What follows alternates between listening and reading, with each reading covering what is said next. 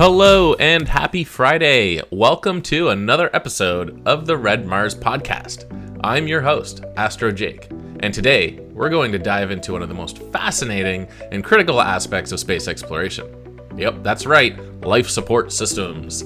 These are the unsung heroes that make human spaceflight possible. They ensure that we can breathe, eat, drink, and survive in some of the harshest, most critical environments imaginable. So we'll explore how these systems work, the innovative engineering behind them, their applications here on Earth, and the exciting possibilities for the future. So let's get started. The importance of life support systems.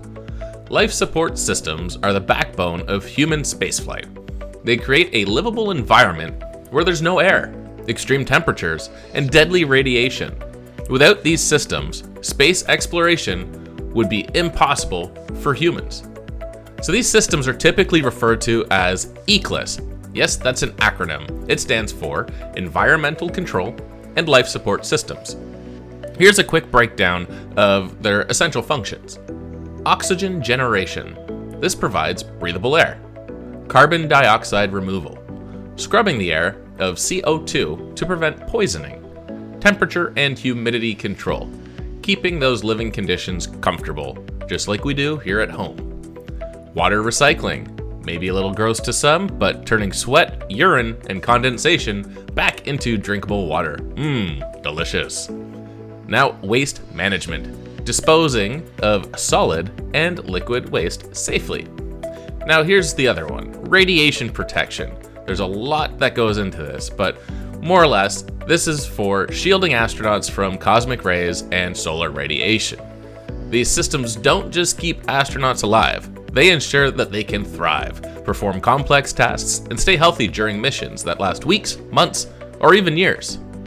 So how do these life support systems actually work? Let's break down the engineering behind these systems one by one that we just spoke about. So let's start with oxygen supply.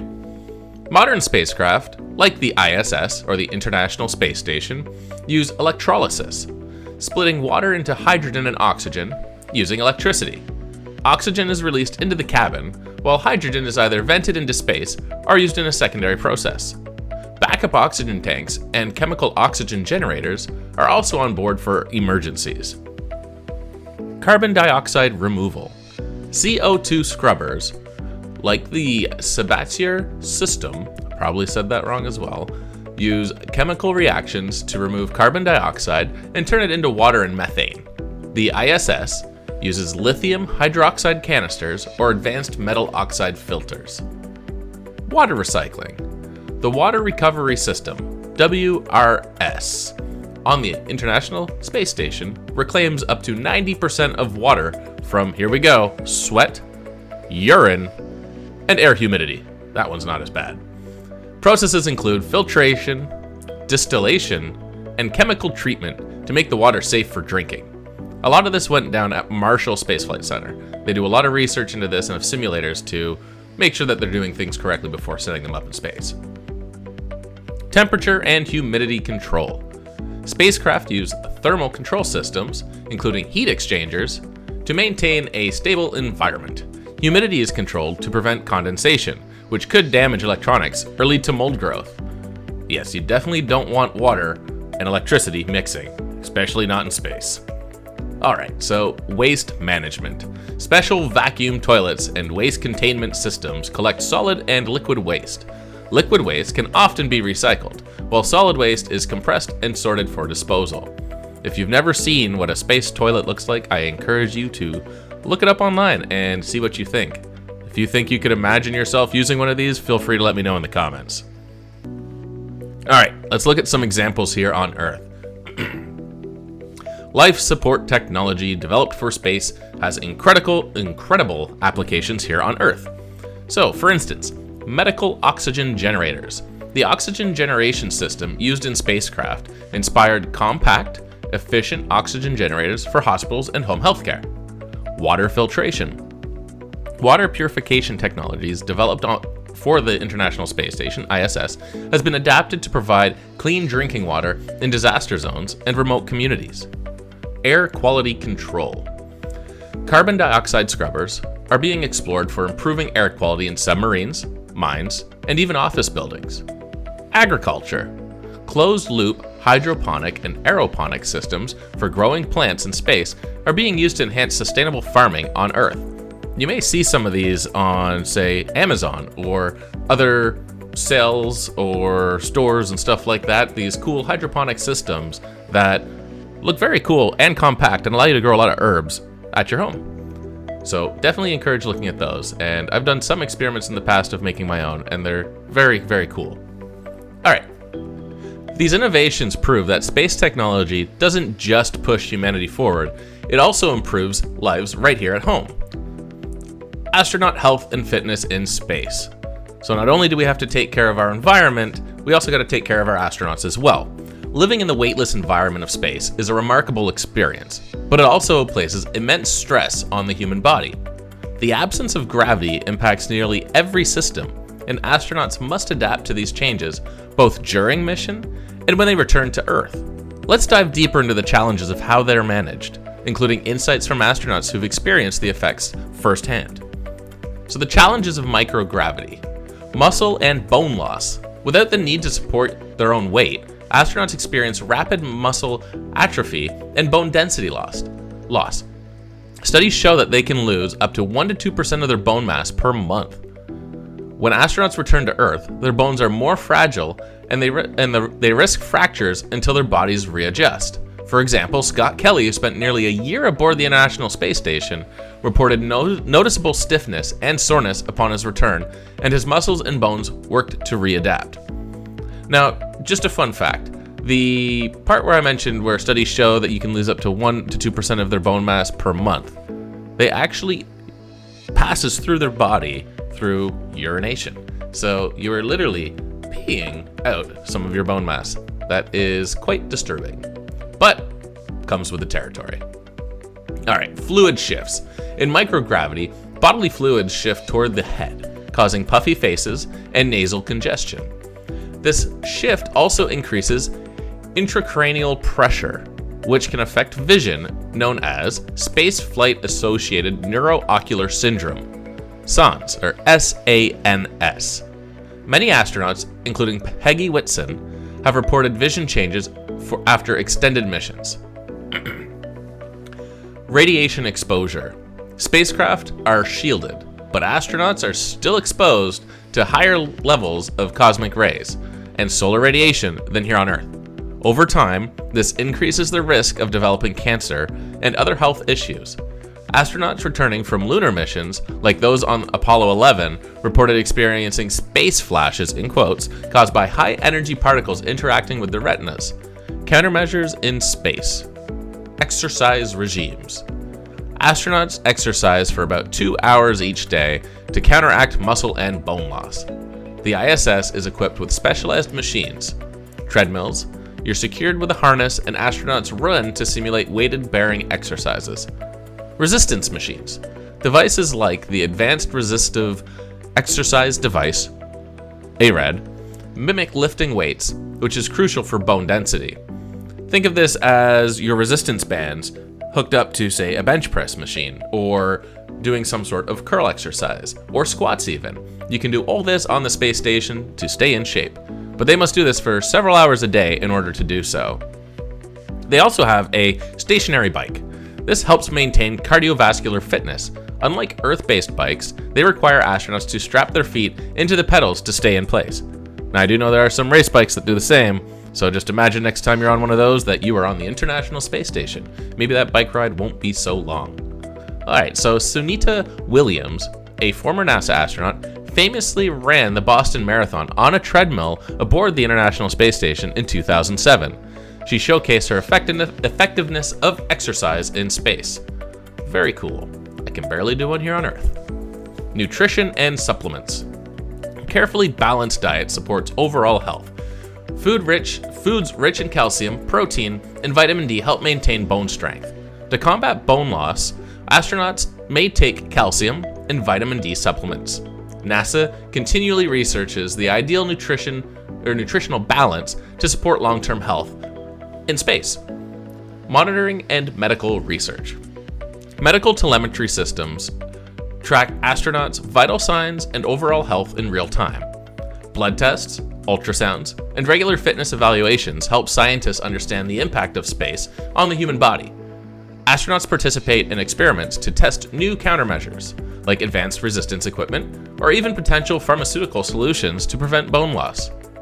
Now, what happens when you return back to Earth? Well, let's talk about the recovery process. Rehabilitation programs. When astronauts return, their bodies must readjust to Earth's gravity, a process that can take weeks or even months. Astronaut Jessica Meyer, who spent over 200 days aboard the International Space Station, described the feeling like an elephant sitting on your chest during her first moments back on Earth.